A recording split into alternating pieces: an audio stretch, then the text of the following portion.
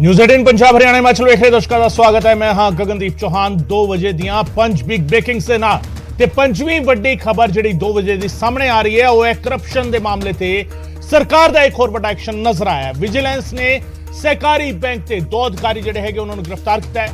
1.25 ਕਰੋੜ ਦੀ ਧੋਖਾਧੜੀ ਦਾ ਇਲਜ਼ਾਮ ਇਹਨਾਂ ਤੇ ਲਾਇਆ ਗਿਆ ਹੈ। ਰੋਪੜ ਦੀ ਕੇਂਦਰੀ ਸਹਿਕਾਰੀ ਬੈਂਕ ਦੇ ਵਿੱਚ ਤੈਨਾਤ ਸਨ ਤੇ ਸਹਾਇਕ ਮੈਨੇਜਰ ਵਿਕਰਮਜੀਤ ਸਿੰਘ ਅਤੇ ਸੀਨੀਅਰ ਮੈਨੇਜਰ ਅਸ਼ੋਕ ਸਿੰਘ ਮਾਨ ਨੂੰ ਗ੍ਰਿਫਤਾਰ ਕੀਤਾ ਗਿਆ ਹੈ। ਰਿਸ਼ਤੇਦਾਰਾਂ ਦੇ ਖਾਤਿਆਂ ਦੇ ਵਿੱਚ ਵੱਡੀ ਰਕਮ ਟ੍ਰਾਂਸਫਰ ਕੀਤੀ ਗਈ ਸੀ। ਵਿਜੀਲੈਂਸ ਨੂੰ ਸ਼ਿਕਾਇਤ ਮਿਲੀ ਸੀ ਕਿ 2011 ਤੋਂ 2016 ਤੱਕ ਵਿਕਰਮਜੀਤ ਸਿੰਘ ਨੇ ਆਪਣੀ ਤੈਨਾਤੀ ਦੌਰਾਨ ਬੈਂਕ ਦੇ ਮੈਨੇਜਰਾਂ ਅਤੇ ਹੋਰ ਕਰਮਚਾਰੀਆਂ ਦੇ ਅਕਾਊਂਟ ਆਈਡੀ ਪਾਸਵਰਡ ਅਤੇ ਹੋਰ ਜਿਹੜਾ ਵੇਰਵਾ ਸੀਗਾ ਉਸ ਦੀ ਦੁਰਵਰਤੋਂ ਕਰਕੇ ਵੱਡਾ ਘਪਲਾ ਕੀਤਾ ਹੈ। ਮੁਲਜ਼ਮ ਮੈਨੇਜਰ ਨੇ ਆਪਣੇ ਸਰਕਾਰੀ ਅਹੁਦੇ ਦੀ ਦੁਰਵਰਤੋਂ ਕਰਦਿਆਂ ਧੋਖਾਧੜੀ ਵਾਲੇ ਪੈਸੇ ਆਪਣੇ ਪਰਿਵਾਰਕ ਮੈਂਬਰਾਂ ਤੇ ਰਿਸ਼ਤੇਦਾਰਾਂ ਦੇ ਖਾਤਿਆਂ ਵਿੱਚ ਟ੍ਰਾਂਸਫਰ ਕੀਤੇ।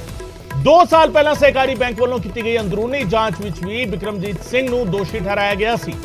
ਜਾਂਚ ਦੇ ਵਿੱਚ ਸਾਹਮਣੇ ਆਇਆ ਕਿ ਸੀਨੀਅਰ ਮੈਨੇਜਰ ਅਸ਼ੋਕ ਸਿੰਘ ਮਾਨ ਨੇ ਕਦੇ ਵੀ ਆਪਣੀ ਆਈਡੀ ਅਤੇ ਪਾਸਵਰਡ ਦੇ ਗਲਤ ਇਸਤੇਮਾਲ ਦੀ ਸ਼ਿਕਾਇਤ ਨਹੀਂ ਕੀਤੀ, ਜਦਕਿ ਉਹਨਾਂ ਦੇ ਡਾਟਾ ਦੀ ਵਰਤੋਂ ਬਹੁਤ ਵਾਰ ਕੀਤੀ ਗਈ ਸੀ।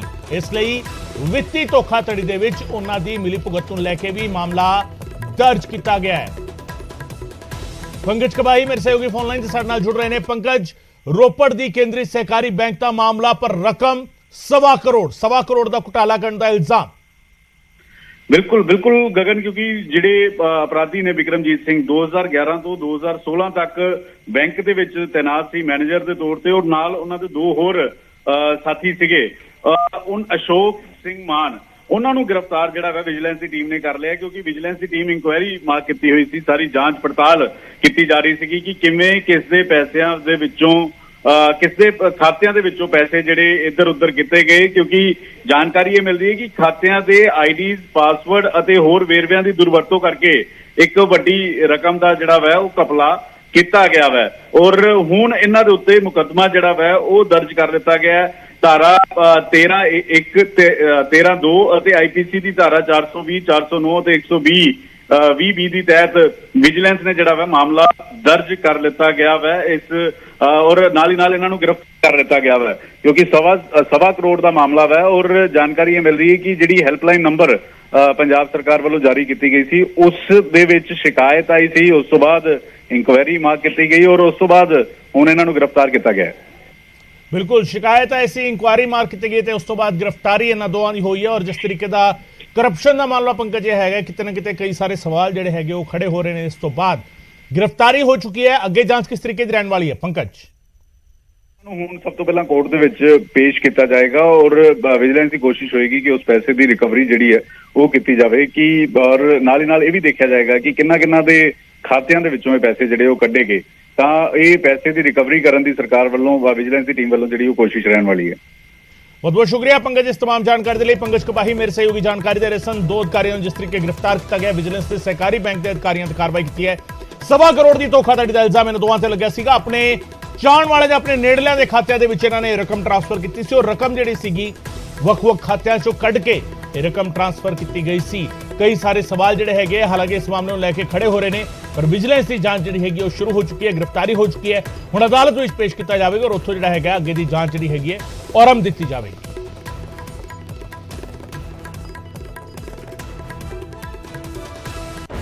ਤੇ ਉਧਰ 2 ਵਜੇ ਦੀ ਚੌਥੀ ਬਿਗ ਬ੍ਰੇਕਿੰਗ ਹੁਣ ਦੱਸ ਰਿਹਾ। ਅੰਮ੍ਰਿਤਸਰ ਐਸਟੀਐਫ ਦੀ ਵੱਡੀ ਕਾਰਵਾਈ। ਕਰਪਸ਼ਨ ਦੇ ਇਲਜ਼ਾਮਾਂ ਦੇ ਹੇਠ ਐਡੀਸ਼ਨਲ ਐਸਐਚਓ ਨੂੰ ਗ੍ਰਿਫਤਾਰ ਕੀਤਾ ਗਿਆ। ਥਾਣਾ ਲੋਪੋਕੇ ਦੇ ਐਡੀਸ਼ਨਲ ਐਸਐਚਓ ਨਰਿੰਦਰ ਨੂੰ ਕਾਬੂ ਕੀਤਾ ਗਿਆ। ਨਸ਼ਾ ਤਸਕਰ ਤੋਂ 10 ਲੱਖ ਰੁਪਏ ਦੀ ਰਿਸ਼ਵਤ ਲੈਣ ਦਾ ਇਲਜ਼ਾਮ ਲੱਗਿਆ। ਭਾਰਤ ਪਾਕਿਸਤਾਨ ਸਰਹੱਦ ਦੇ ਨਾਲ ਲੱਗਦਾ ਥਾਣਾ ਲੋਪੋਕੇ। ਮਈ ਮਹੀਨੇ ਦਾ ਇਹ ਮਾਮਲਾ ਦੱਸਿਆ ਜਾ ਰਿਹਾ ਹੈ। ਪਿਛਲੇ ਦਿਨੀ ਥਾਣਾ ਲੋਪੋਕੇ ਦੇ ਇਲਾਕੇ ਤੋਂ ਹੀ ਐਸਟੀਐਫ ਨੇ ਨਸ਼ਾ ਤਸਕਰਾਂ ਨੂੰ ਕਾਬੂ ਕੀਤਾ ਸੀ। ਸਰਹੱਦੀ ਇਲਾਕਾ ਹੈਗਾ, ਸਰਹੱਦੀ ਇਲਾਕੇ ਦਾ ਥਾਣਾ ਔਰ ਥਾਣੇ ਦੇ ਐਡੀਸ਼ਨਲ ਐਸਐਚਓ ਦੀ ਗ੍ਰਿਫਤਾਰੀ, ਉਹ ਵੀ ਇੱਕ ਸੰਗੀਨ ਮਾਮਲੇ ਦੇ ਵਿੱਚ। ਨਸ਼ਾ ਤਸਕਰ ਦੇ ਕੋਲੋਂ 10 ਲੱਖ ਰੁਪਏ ਦੀ ਰਿਸ਼ਵਤ ਲੈਣ ਦਾ ਮਾਮਲਾ। ਸਵਾਲ ਕਈ ਸਾਰੇ ਨੇ ਇਸ ਪੂਰੇ ਮਾਮਲੇ ਨੂੰ ਲੈ ਕੇ। ਥਾਣਾ ਲੋਪੋਕੇ ਦੇ ਐਡੀਸ਼ਨਲ ਐਸਐਚਓ ਨੂੰ ਗ੍ਰਿਫਤਾਰ ਕੀਤਾ ਗਿਆ। ਰਾਜੀਵ ਮੇਰੇ ਸਹਿਯੋਗੀ ਸਾਡੇ ਨਾਲ ਜੁੜ ਰਹੇ ਨੇ। ਰਾਜੀਵ, ਸਰਹੱਦੀ ਇਲਾਕੇ ਦੇ ਵਿੱਚ ਐਡੀਸ਼ਨਲ ਐਸਐਚਓ ਦੀ ਗ੍ਰਿਫਤਾਰੀ ਕਿੰਨਾ ਵੱਡਾ ਸਵਾਲੀਆ ਨਿਸ਼ਾਨ ਕਾਨੂੰਨ ਵਿਵਸਥਾ ਦੇ ਉੱਤੇ?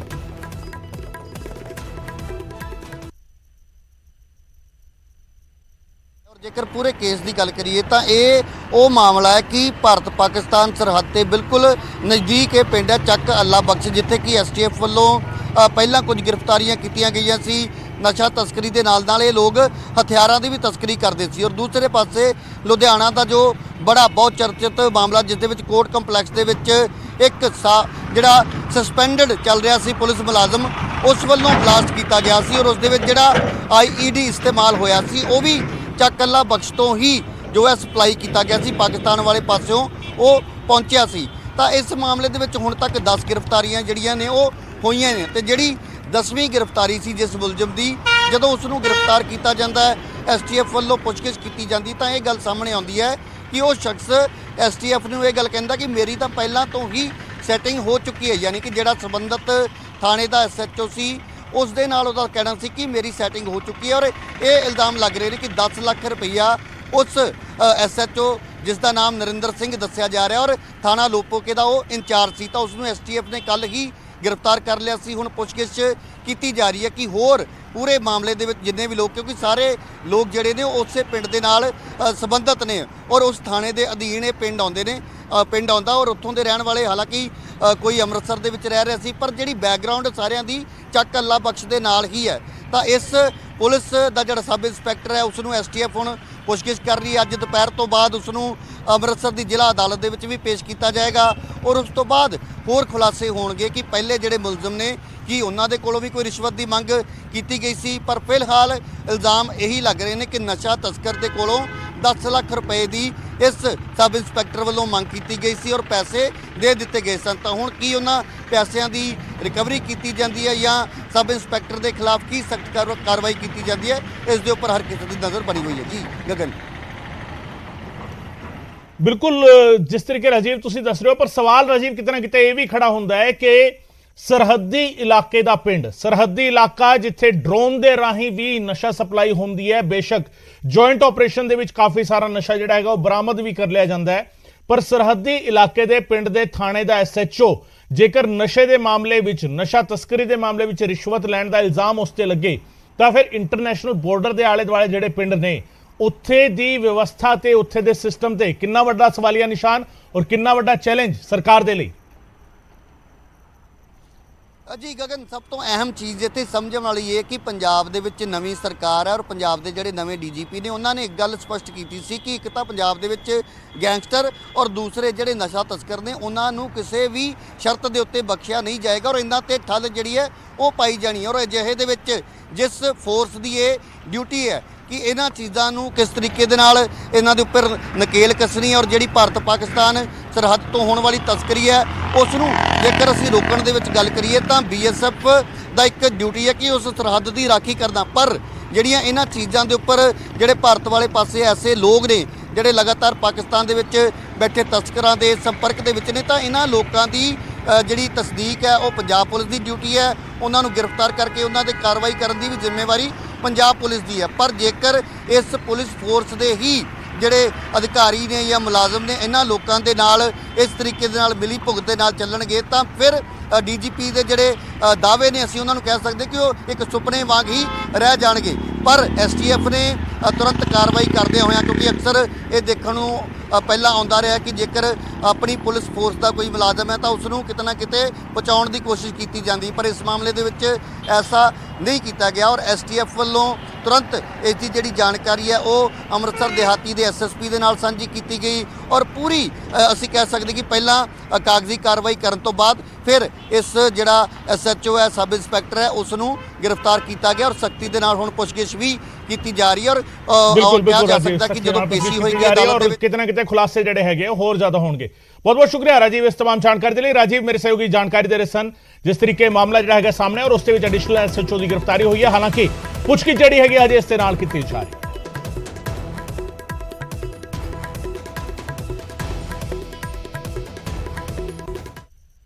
ਉਧਰ ਲੁਧਿਆਣਾ ਦੇ ਵਿੱਚ ਕਾਲਾ ਕੱਛਾ ਗਿਰੋਹ ਮੁੜ ਸਰਗਰਮ ਨਜ਼ਰ ਆ ਰਿਹਾ। ਅੱਧੀ ਰਾਤ ਦੇ ਵੇਲੇ ਵਾਰਦਾਤਾਂ ਕਰਦੇ ਨੇ ਇਸ ਗੈਂਗ ਦੇ ਮੈਂਬਰ ਤੇ ਇਸ ਗੈਂਗ ਦੇ ਕੋਲ ਤੇਜ਼ਧਾਰ ਹਥਿਆਰ ਹੁੰਦੇ ਨੇ। ਤੀਜੀ ਬਿਗ ਬ੍ਰੇਕਿੰਗ 2 ਵਜੇ ਦੀ, ਫੜੇ ਜਾਣ ਤੋਂ ਬਚਣ ਦੇ ਲਈ ਸਰੀਰ ਤੇ ਤੇਲ ਮਲਦੇ ਨੇ। ਪੁਲਿਸ ਅਫਸਰ ਦੇ ਘਰ ਵੀ ਚੋਰੀ ਦੀ ਕੋਸ਼ਿਸ਼ ਇਹਨਾਂ ਨੇ ਕੀਤੀ ਸੀ। CCTV ਦੇ ਵਿੱਚ ਕਾਲੇ ਕੱਛਾ ਗੈਂਗ ਦੀਆਂ ਤਸਵੀਰਾਂ ਜਿਹੜੀਆਂ ਨੇ ਉਹ ਕੈਦ ਵੀ ਹੋਈਆਂ ਨੇ, ਉਹ ਤਸਵੀਰਾਂ ਵੀ ਸਾਹਮਣੇ ਆਈਆਂ ਨੇ। ਕਿਤੇ ਨਾ ਕਿਤੇ ਵੱਡੇ ਪੱਧਰ ਤੇ ਇਸ ਗੈਂਗ ਦਾ ਖੌਫ ਜਿਹੜਾ ਹੈਗਾ ਉਹ ਸਾਹਮਣੇ ਆ ਰਿਹਾ ਔਰ ਜਿਸ ਤਰੀਕੇ ਤਸਵੀਰਾਂ ਦੇ ਵਿੱਚ ਇਸ ਗੈਂਗ ਦੇ ਮੈਂਬਰ ਨਜ਼ਰ ਆ ਰਹੇ ਨੇ। ਕਾਲਾ ਕੱਛਾ ਗੈਂਗ ਕਿਸੇ ਵੇਲੇ ਨਾਰਥ ਇੰਡੀਆ ਦੇ ਵਿੱਚ, ਉੱਤਰ ਭਾਰਤ ਦੇ ਵਿੱਚ ਖਾਸ ਕਰਕੇ ਖੌਫ ਦਾ ਦੂਜਾ ਨਾਮ ਬਣਿਆ ਰਹਿ ਚੁੱਕਿਆ ਹੈ ਤੇ ਹੁਣ ਜਿਹੜਾ ਹੈਗਾ ਇੱਕ ਵਾਰ ਮੁੜ ਤੋਂ ਜਿਸ ਤਰੀਕੇ ਦੀਆਂ ਇਹ ਤਸਵੀਰਾਂ ਸਾਹਮਣੇ ਆ ਰਹੀਆਂ ਨੇ, ਉਸਨੇ ਪੁਲਿਸ ਦੇ ਲਈ ਪਰੇਸ਼ਾਨੀ ਵਧਾ ਦਿੱਤੀ ਹੈ।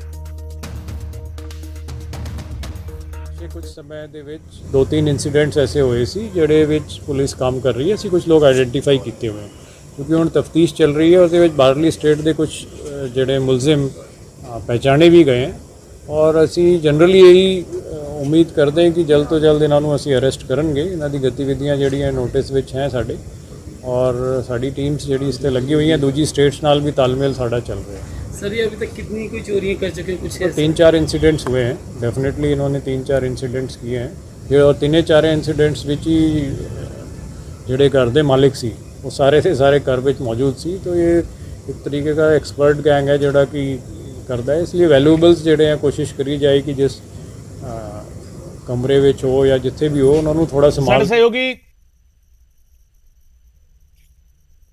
ਸਾਡੇ ਸਹਿਯੋਗੀ ਰੋਹਿਤ ਗੋੜ ਇਸ ਵੇਲੇ ਸਾਡੇ ਨਾਲ ਜੁੜ ਰਹੇ ਨੇ ਲੁਧਿਆਣਾ ਤੋਂ। ਰੋਹਿਤ, ਚੈਲੰਜਿੰਗ ਪੋਜੀਸ਼ਨ ਹੈਗੀ ਹੈ ਪੁਲਿਸ ਦੇ ਲਈ। ਇੱਕ ਅਜਿਹਾ ਗੈਂਗ ਜਿਹੜਾ ਕਿਸੇ ਵੇਲੇ ਖੌਫ ਦਾ ਦੂਜਾ ਨਾਮ ਬਣ ਚੁੱਕਿਆ ਹੈ, ਰਹਿ ਚੁੱਕਿਆ ਹੈ, ਉਹ ਇੱਕ ਵਾਰ ਫਿਰ ਐਕਟਿਵ ਹੁੰਦਾ ਨਜ਼ਰ ਆ ਰਿਹਾ ਹੈ। ਬਿਲਕੁਲ ਗਗਨ, ਇਹ 'ਚ ਦੋ ਰਾਏ ਨਹੀਂ ਹੈਗੀ ਹੈ ਕਿ ਪਿੰਡਾਂ ਦੇ ਵਿੱਚ ਫਿਰ ਦੁਬਾਰ ਤੀ ਕਾਲਾ ਕੱਛਾ ਗਿਰੋਹ ਦਾ ਜਿਹੜਾ ਦਹਿਸ਼ਤ ਹੈਗੀ ਆ ਉਹ ਫੈਲਦੀ ਹੋਈ ਨਜ਼ਰ ਆ ਰਹੀ ਹੈ। ਜਿਹੜੇ ਵੀਡੀਓ ਵਾਇਰਲ ਹੋ ਰਹੇ ਨੇ, ਇਹਨਾਂ ਵੀਡੀਓ ਦੇ ਥਰੂ ਪੁਲਿਸ ਨੇ ਇੱਕ ਚੀਜ਼ ਦੀ ਤਾਂ ਪੁਸ਼ਟੀ ਕਰ ਦਿੱਤੀ ਹੈ ਕਿ ਇਹੋ ਜਿਹਾ ਗਿਰੋਹ ਹੁਣ ਸਕ੍ਰਿय ਹੋ ਰਿਹਾ ਵਾ ਔਰ ਇਸ ਦੀ ਪੜਤਾਲ ਕੀਤੀ ਜਾ ਰਹੀ ਹੈ ਔਰ ਆਉਣ ਵਾਲੇ ਦਿਨਾਂ ਦੇ ਵਿੱਚ ਜਲਦੀ ਇਹਨਾਂ ਨੂੰ ਪਕੜ ਲਿੱਤਾ ਜਾਊਗਾ। ਪਰ ਦੂਜੇ ਪਾਸੇ ਜੇਕਰ ਗੱਲ ਕੀਤੀ ਜਾਵੇ ਤਾਂ ਇਹਨਾਂ ਗਿਰੋਹਾਂ ਦੇ ਜਿਹੜੀ ਮੋਡਲ ਸਪਰੈਂਡੀ ਰਹਿੰਦੀ ਹੈ, ਵਾਰਦਾਤ ਕਰਨ ਦਾ ਤਰੀਕਾ ਰਹਿੰਦਾ ਵਾ, ਉਹ ਕਿਤੇ ਨਾ ਕਿਤੇ ਤੇਜ਼ਧਾਰ ਹਥਿਆਰ ਹੁੰਦੇ ਨੇ। ਕਾਲਾ ਕੱਛਾ, ਜਿਹੜਾ ਕਾਲਾ ਰੰਗ ਦਾ ਕੱਛਾ ਇਹਨਾਂ ਨੇ ਪਾਇਆ ਹੁੰਦਾ, ਉਹਦੇ ਪਿੱਛੇ ਰੀਜ਼ਨ ਹੁੰਦਾ ਕਿ ਰਾਤ ਨੂੰ ਦੇਰ ਰਾਤ ਇਹ ਇਸ ਵਾਕਿਆ ਨੂੰ, ਇਸ ਵਾਰਦਾਤ ਨੂੰ ਅੰਜਾਮ ਦਿੰਦੇ ਨੇ ਔਰ ਇੱਥੇ ਤੱਕ ਕਿ ਆਪਣੇ ਸਰੀਰ ਦੇ ਉੱਤੇ ਜਿਹੜਾ ਵਾ ਉਹ ਕੈਮੀਕਲ ਜਿਹੜਾ ਤੇਲ ਹੁੰਦਾ ਵਾ ਉਹ ਵੀ ਮਲਦੇ ਨੇ ਔਰ ਉਸ ਦੇ ਨਾਲ ਦੂਜੇ ਪਾਸੇ ਉਹ ਇੱਥੇ ਜਿਹੜਾ ਕਾਲਾ ਕੱਛਾ ਗਿਰੋਹ ਜਿਸ ਵੇਲੇ ਇਹ ਵਾਰਦਾਤ ਕਰਨ ਨੂੰ ਨਿਕਲਦੇ ਨੇ ਤੇ ਉਸ ਵੇਲੇ ਉਹਨਾਂ ਨੇ ਆਪਣੇ ਗਰੀਸ ਵੀ ਮੱਲੀ ਹੁੰਦੀ ਹੈ, ਸਰੀਰ ਨੂੰ ਕਾਲਾ ਕਰ ਲੈਂਦੇ ਆ। ਹਨੇਰੇ ਦਾ ਫਾਇਦਾ ਉਠਾਇਆ ਜਾਂਦਾ ਵਾ। ਦੇਰ ਰਾਤ 2 ਵਜੇ ਤੋਂ ਲੈ ਕੇ 4 ਵਜੇ ਦੇ ਵਿੱਚ ਮੱਕੀ ਲਗਭਗ 2 ਵਜੇ ਤੋਂ ਲੈ ਕੇ 4 ਵਜੇ ਦੇ ਵਿੱਚ ਇਸ ਵਾਰਦਾਤ ਨੂੰ ਅੰਜਾਮ ਦਿੱਤਾ ਜਾਂਦਾ ਵਾ ਔਰ ਇੱਥੇ ਤੱਕ ਕਿ ਲੁਧਿਆਣਾ ਦੇ ਕਿਸੇ ਪੁਲਿਸ ਅਧਿਕਾਰੀ ਦੇ ਘਰੇ ਵੀ ਇਹਨਾਂ ਨੇ ਵਾਰਦਾਤ ਕਰਨ ਦੀ ਕੋਸ਼ਿਸ਼ ਕੀਤੀ ਸੀ ਜੋ ਕਿ ਅੰਜਾਮ ਨਹੀਂ ਦੇ ਸਕੇ ਕਿਉਂਕਿ ਉਸ ਵੇਲੇ ਕਿਤੇ ਨਾ ਕਿਤੇ ਜਿਹੜੀ ਸਿਕਿਉਰਿਟੀ ਪਰਪਸ ਸੀ ਉਸ ਨੂੰ ਦੇਖਦੇ ਹੋਏ ਅੰਜਾਮ ਨਹੀਂ ਦੇ ਸਕੇ। ਪਰ ਇਸ ਦੇ ਦੂਜੇ ਪਾਸੇ ਕਿਹਾ ਜਾ ਰਿਹਾ ਹੈ ਕਿ ਲਗਾਤਾਰ ਪਿੰਡਾਂ ਦੇ ਵਿੱਚ ਹੁਣ ਇਹਨਾਂ ਦਾ ਦਹਿਸ਼ਤ ਦੁਬਾਰ ਤੋਂ ਫੈਲਣਾ ਸ਼ੁਰੂ ਹੋ ਚੁੱਕੀ ਹੈ। ਪਿੰਡ ਵਾਲੇ ਵੀ ਇਸ ਚੀਜ਼ ਨੂੰ ਲੈ ਕੇ ਹੁਣ ਖਾਸਾ ਪਰੇਸ਼ਾਨ ਦਿਖਾਈ ਦੇ ਰਹੇ ਨੇ। ਉਹਨਾਂ ਦਾ ਕਹਿਣਾ ਵਾ ਕਿ ਆਉਣ ਵਾਲੇ ਦਿਨਾਂ ਦੇ ਵਿੱਚ ਜੇਕਰ ਇਹ ਵਾਰਦਾਤਾਂ ਲਗਾਤਾਰ ਵੱਧ ਗਈਆਂ ਤਾਂ ਜਿਹੜੇ ਅੱਜ ਤੋਂ 10 ਸਾਲ ਪਹਿਲਾਂ ਜਾਂ 20 ਸਾਲ ਪਹਿਲਾਂ ਮਾਹੌਲ ਬਣਿਆ ਸੀਗਾ ਕਿ ਪਿੰਡਾਂ ਦੇ ਵਿੱਚ ਪਹਿਰੇ ਲੱਗਣੇ, ਠੀਕਰੀ ਪਹਿਰੇ ਲੱਗਣੇ ਸ਼ੁਰੂ ਹੋ ਗਏ ਸੀਗੇ ਤੇ ਸ਼ਾਇਦ ਉਹ ਵੀ ਲੱਗ ਸਕਦੇ ਨੇ। ਤਾਂ ਇਸ ਚੀਜ਼ ਨੂੰ ਦੇਖਦੇ ਹੋਏ ਕਿਤੇ ਨਾ ਕਿਤੇ ਹੁਣ ਦਹਿਸ਼ਤ ਫੈਲ ਰਹੀ ਹੈ। ਤੇ ਦੂਜੇ ਪਾਸੇ ਲਾਅ ਐਂਡ ਆਰਡਰ ਦੀ ਗੱਲ ਕੀਤੀ ਜਾਵੇ ਤਾਂ ਪੰਜਾਬ ਪੁਲਿਸ ਪੱਖੋਂ ਵੀ ਇਸ ਨੂੰ ਜਲਦੀ ਪਕੜਨ ਦੇ ਦਾਅਵੇ ਕੀਤੇ ਜਾ ਰਹੇ ਨੇ। ਪੰਜਾਬ ਪੁਲਿਸ ਪੱਖੋਂ ਕਿਹਾ ਜਾ ਰਿਹਾ ਹੈ ਕਿ ਜਿਹੜੀ ਪੈਟਰੋਲਿੰਗ ਹੈਗੀ ਹੈ ਉਹ ਵਧਾਈ ਜਾ ਰਹੀ ਹੈ ਔਰ ਪਿੰਡਾਂ ਦੇ ਵਿੱਚ ਖਾਸ ਤੌਰ ਤੇ ਜਿਹੜੇ ਪਿੰਡਾਂ ਦੇ ਵਿੱਚ ਚੌਂਕੀਆਂ ਹੁੰਦੇ ਨੇ, ਥਾਣੇ ਹੁੰਦੇ ਨੇ, ਉਹਨਾਂ ਚ ਜਾਣਕਾਰੀ ਦੇ ਲਈ ਰੋਹਿਤ ਗੌੜ ਮੇਰੇ ਸਹਿਯੋਗੀ ਜਾਣਕਾਰੀ ਦੇ ਰਹੇ ਨੇ। ਜਿਸ ਤਰੀਕੇ ਕਾਰਵਾਈ ਜਿਹੜੀ ਹੈਗੀ ਉਹ ਕੀਤੀ ਜਾ ਰਹੀ ਹੈ ਔਰ ਐਕਸ਼ਨ ਜਿਹੜਾ ਹੈਗਾ ਉਹ ਲੈਣ ਦੀ ਗੱਲ ਪੁਲਿਸ ਜਿਹੜੀ ਹੈਗੀ ਕਰਦੀ ਹੋਈ ਨਜ਼ਰ ਆ ਰਹੀ ਹੈ। ਹਾਲਾਂਕਿ ਖੌਫ ਜਿਹੜਾ ਹੈਗਾ ਉਹ ਹਜੇ ਵੀ ਨਜ਼ਰ ਆ ਰਿਹਾ ਹੈ ਕਿਉਂਕਿ ਤਸਵੀਰਾਂ ਦੇ ਵਿੱਚ ਇਹ ਨਜ਼ਰ ਆਣੇ ਸ਼ੁਰੂ ਹੋ ਗਏ ਨੇ ਔਰ ਕਿਤੇ ਨਾ ਕਿਤੇ ਲੋਕ ਵੀ ਇਹ ਕਹਿ ਰਹੇ ਨੇ ਕਿ ਫਿਰ ਜੇਕਰ ਅਜਿਹਾ ਚੱਲਦਾ ਰਿਹਾ ਤਾਂ ਫਿਰ ਠੀਕਰੀ ਪੈਰੇ ਜਿਹੜੇ ਹੈਗੇ ਪਿੰਡਾਂ ਵਿੱਚ ਸਾਨੂੰ ਲਾਣੇ ਪੈਣਗੇ। ਉਧਰ ਮੂਸੇਵਾਲਾ ਕਤਲकांड ਤੋਂ ਬਾਅਦ ਰੰਗਦਾਰੀ ਮੰਗਣ ਦੇ ਮਾਮਲੇ ਵਧੇ ਹੋਏ ਨੇ। ਪੁਲਿਸ ਨੂੰ 100 ਤੋਂ ਵੱਧ ਸ਼ਿਕਾਇਤਾਂ ਮਿਲੀਆਂ ਨੇ। ਵੱਡੇ ਗੈਂਗਸਟਰਾਂ ਦੇ ਨਾਂ ਤੇ ਰੰਗਦਾਰੀ ਮੰਗੀ ਜਾ ਰਹੀ ਹੈ। ਪੁਲਿਸ ਜਾਂਚ ਦੇ ਵਿੱਚ 90% ਧਮਕੀਆਂ ਫਰਜ਼ੀ ਨਿਕਲੀਆਂ ਨੇ। ਫਰਜ਼ੀ ਗੈਂਗਸਟਰ ਬਣ ਕੇ ਧਮਕੀਆਂ ਦਿੱਤੀਆਂ ਜਾ ਰਹੀਆਂ ਨੇ। 12 ਤੋਂ ਵੱਧ ਮੁਲਜ਼ਮਾਂ ਨੂੰ ਗ੍ਰਿਫਤਾਰ ਕੀਤਾ ਗਿਆ। ਜ਼ਿਆਦਾਤਰ ਮੁਲਜ਼ਮ ਨਸ਼ਿਆਂ ਦੇ ਆਦੀ ਨੇ। ਪੁਲਿਸ ਦਾ ਇਹ ਕਹਿਣਾ ਹੈ ਕਈ ਵੱਡੇ ਲੀਡਰਾਂ ਤੋਂ ਵੀ ਰੰਗਦਾਰੀ ਮੰਗੀ ਗਈ ਸੀ। ਗੈਂਗਸਟਰ ਲਾਰੈਂਸ ਬਿਸ਼ਨੋਈ ਤੇ ਗੋਲਡੀ ਬਰਾੜ ਦੇ ਨਾਂ ਤੇ ਰੰਗਦਾਰੀ ਮੰਗਣ ਦੀਆਂ ਸ਼ਿਕਾਇਤਾਂ ਸਾਹਮਣੇ ਆਈਆਂ ਤੇ ਪੁਲਿਸ ਨੂੰ ਜਿਹੜਾ ਹੈਗਾ 100 ਤੋਂ ਵੱਧ ਜਿਹੜਾ ਹੈਗਾ ਸ਼ਿਕਾਇਤਾਂ ਜਿਹੜੀਆਂ ਨੇ ਉਹ ਮਿਲੀਆਂ ਸਨ। 90% ਜਿਹੜਾ ਹੈਗਾ ਉਹ ਫੇਕ ਨਿਕਲੀਆਂ ਨੇ, ਫਰਜ਼ੀ ਨਿਕਲੀਆਂ ਨੇ। ਪੁਲਿਸ ਜਾਂਚ ਦੇ ਵਿੱਚ ਤੁਹਾਨੂੰ ਦੱਸਦੀ ਹੈ ਕਿ ਲਗਾਤਾਰ ਸਿੱਧੂ ਮੂਸੇਵਾਲਾ ਦੇ ਕਤਲ ਤੋਂ ਬਾਅਦ ਇਸ ਤਰੀਕੇ ਦੀਆਂ ਘਟਨਾਵਾਂ ਵਧੀਆਂ ਨੇ। ਆਡੀਓ ਕਲਿੱਪ ਜਿਹੜੇ ਹੈਗੇ ਉਹ ਵਾਇਰਲ ਹੋਏ ਨੇ। ਆਡੀਓ ਕਲਿੱਪ ਹਾਲਾਂਕਿ ਸੁਣਨ ਤੋਂ ਬਾਅਦ ਪਹਿਲੀ ਨਜ਼ਰ ਦੇ ਵਿੱਚ ਇਹ ਕਲੀਅਰ ਕੱਟ ਲੱਗ ਜਾਂਦਾ ਪਤਾ ਕਿ ਇਹ ਸ਼ਰਾਰਤ ਹੈਗੀ ਹੈ ਜਾਂ ਇਹ ਜਿਹੜਾ ਹੈਗਾ ਇਹ ਜੁਰਮ ਦੀ ਦੁਨੀਆ ਵਿੱਚ ਪਹਿਲਾ ਕਦਮ ਕਿਸੇ ਦਾ ਮੰਨਿਆ ਜਾ ਸਕਦਾ ਹੈ ਜਿੱਥੇ ਕੋਈ ਕੋਸ਼ਿਸ਼ ਕਰ ਰਿਹਾ ਹੁੰਦਾ ਹੈ ਆਪਣੇ ਆਪ ਨੂੰ ਸਥਾਪਿਤ ਕਰਨ ਦੀ। ਪਰ ਪੁਲਿਸ ਜਾਂਚ ਦੇ ਬਾਅਦ ਇਸ ਗੱਲ ਤੇ ਮੋਹਰ ਵੀ ਲੱਗ ਚੁੱਕੀ ਹੈ ਕਿ ਇਹ ਵਾਕਈ ਇਸ ਤਰੀਕੇ ਦੀ ਕਾਲਸ ਜਿਹੜੀਆਂ ਆ ਰਹੀਆਂ ਸਨ ਉਹਨਾਂ ਚੋਂ 90% ਜਿਹੜਾ ਹੈਗਾ ਉਹ ਫੇਕ ਕਾਲਸ ਹੈ।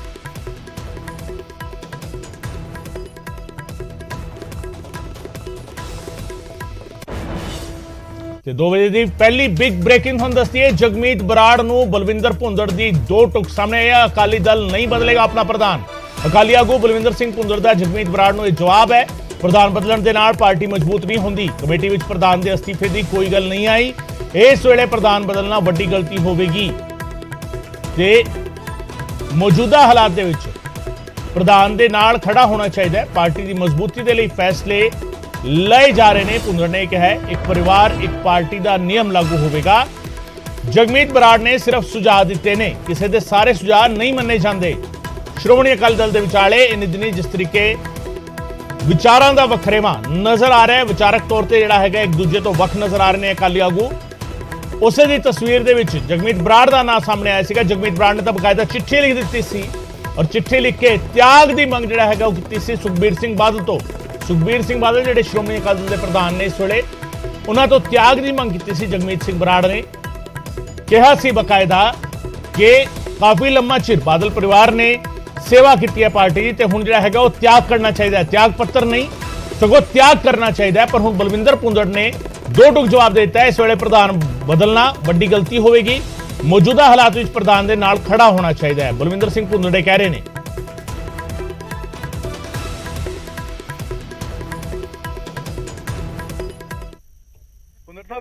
ਜਗਮੀਤ ਸਿੰਘ ਬਰਾੜ ਹੋਰਾਂ ਨੇ ਤੁਹਾਨੂੰ ਚਿੱਠੀ ਲਿਖੀ ਹੈ ਔਰ ਉਹਨਾਂ ਨੇ ਕਿਹਾ ਕਿ ਪ੍ਰਧਾਨ ਬਦਲਿਆ ਜਾਵੇ, ਇਸ ਤਰੀਕੇ ਦੀ ਸਿਫਾਰਿਸ਼ ਕੀਤੀ ਹੈ। ਨਹੀਂ, ਚਿੱਠੀ ਲਿਖੀ ਹੈ ਜੀ। ਚਿੱਠੀ 'ਚ ਸੁਝਾਅ ਦਿੱਤੇ ਗਏ ਪਾਰਟੀ ਦੇ ਵਾਸਤੇ ਕਿ ਕਿਵੇਂ ਪਾਰਟੀ ਨੂੰ ਜਿਹੜਾ ਹੈ ਮਜ਼ਬੂਤ ਕੀਤਾ ਜਾਵੇ। ਜੀ। ਕਿਤੇ ਲਿਖਿਆ ਨਹੀਂ ਕਿ ਪਾਰਟੀ ਤੋਂ ਅਸਤੀਫਾ ਪ੍ਰਧਾਨ ਤੋਂ ਲਿਆ ਜਾਵੇ। ਜੀ। ਜ਼ਰੂਰ ਕਿਹਾ ਕਿ ਸੰਗਠਨ ਨੂੰ ਮਜ਼ਬੂਤ ਕੀਤਾ ਜਾਵੇ, ਉਹਦੇ ਵਾਸਤੇ ਤਰੀਕੇ ਲੱਭੇ ਜਾਣ। ਜੀ। ਇਸ ਤਰ੍ਹਾਂ ਲਿਖੇ। ਭੁੰਦੜ ਸਾਹਿਬ ਇੱਕ ਚੀਜ਼ ਕਲੀਅਰ ਕਰਨੀ ਸੀ ਕਿ ਪ੍ਰਧਾਨ ਸੁਖਬੀਰ ਬਾਦਲ ਹੀ ਰਹਿਣਗੇ, ਉਹ ਨਹੀਂ ਬਦਲੇ ਜਾ ਰਹੇ, ਇਹ ਕਲੀਅਰ ਹੈ? ਦੇਖੋ ਤਾਂ ਆਟੋਮੈਟਿਕਲੀ ਤੁਸੀਂ ਉਹਨੂੰ ਇਖਤਿਆਰ ਦਿੱਤੇ। ਅੱਜ ਤੁਸੀਂ ਇਹ ਕਰੋ ਅਸੀਂ ਪ੍ਰਧਾਨ ਨੂੰ ਬਦਲ ਦਿੰਦੇ ਆ ਤੇ ਫਿਰ ਪਾਰਟੀ ਤਾਂ ਖਿੰਡ ਗਈ। ਜੀ। ਤੇ ਇਸ ਕਰਕੇ ਕਦੇ ਵੀ ਕੋਈ ਸਿਆਣਾ ਬੰਦਾ ਇਹ ਨਹੀਂ ਕਹੇਗਾ ਕਿ ਪਾਰਟੀ ਨੂੰ ਖੰਡਿਆ ਲਓ। ਜਿਹੜਾ ਪਾਰਟੀ ਦਾ ਹਮਦਰਦ ਹੈ, ਪੰਥ ਦਰਦੀ ਹੈ, ਉਹ ਬਿਲਕੁਲ ਨਹੀਂ ਕਹੇਗਾ ਕਿ ਜਰਨੈਲ ਨੂੰ ਅੱਜ ਤੁਸੀਂ ਪਾਸੇ ਕਰ ਦਿਓ। ਜੀ। ਜਰਨੈਲ ਪਾਸੇ ਕਰ ਦੋਗੇ ਤਾਂ ਫੌਜ ਭੱਜ ਗਈ। ਜੀ। ਹਾਂ, ਕਿਉਂਕਿ ਚਰਚਾ ਇਹ ਵੀ ਚੱਲ ਰਹੀ ਸੀ ਤੁਸੀਂ ਪ੍ਰੈਜ਼ੀਡੈਂਟ ਤੇ ਨਾਲ 3 ਐਕਟਿੰਗ ਪ੍ਰੈਜ਼ੀਡੈਂਟ ਸੀ। ਮੈਂ ਤੁਹਾਡੇ ਸਾਹਮਣੇ ਦੇਖੋ, ਮੇਰੇ ਸੁਭਾਅ ਨੂੰ ਸਾਰੇ ਪੰਕਜ ਜੀ ਜਾਣਦੇ ਹੋ। ਮੈਨੂੰ ਰੱਬ ਤੋਂ ਮੈਂ ਡਰਨ ਵਾਲਾ ਬੰਦਾ, ਦੋਗਲੀ ਮੈਨੂੰ ਗੱਲ ਆਉਂਦੀ ਨਹੀਂ ਜੀ। ਮੈਂ ਪਹਿਲਾਂ ਹੀ ਜਿਸ ਦਿਨ ਇਹ ਸੁਝਾਅ ਆਇਆ ਜੀ, ਮੈਂ ਉਸ ਦਿਨ ਹੀ ਇਹ ਸੁਝਾਅ ਤੇ ਕਹਿਤਾ ਕਿ ਨਹੀਂ ਜੀ, ਪ੍ਰਧਾਨ ਇਸ ਵੇਲੇ ਬਦਲਣਾ ਬਹੁਤ ਵੱਡੀ ਗਲਤੀ ਹੈ। ਹਾਂ, ਕਮੀਆਂ ਪੇਸ਼ੀਆਂ ਹਰ ਇਨਸਾਨ 'ਚ ਨੇ ਜੀ। ਜੇ ਤਾਂ ਉਸਨੇ ਕੀਤੀਆਂ ਤੇ ਜੇ ਇੱਕ ਹਾਰ ਆ ਗਈ ਤੇ ਫਿਰ ਜਿੱਤਾਂ ਦਾ ਸਿਹਰਾ ਕਿਹਨੂੰ ਦਈਏ ਜੀ? ਜਿੱਤ ਦਾ ਸਿਹਰਾ ਆਪ ਲੈ ਲਓ, ਹਾਰ ਦਾ ਸਿਹਰਾ ਉਹਨੂੰ ਦੇ ਦਿਓ।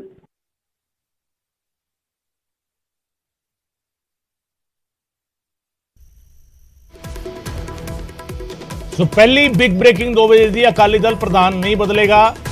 ਬਲਵਿੰਦਰ ਭੁੰਦੜ ਦਾ ਜਗਮੀਤ ਬਰਾੜ ਨੂੰ ਇੱਕ ਜਵਾਬ ਹੈ। ਪੰਕਜ ਕਪਾਹੀ ਸਾਡੇ ਸਹਿਯੋਗੀ ਦੇ ਨਾਲ ਉਹਨਾਂ ਨੇ ਗੱਲ ਕੀਤੀ ਸੀ।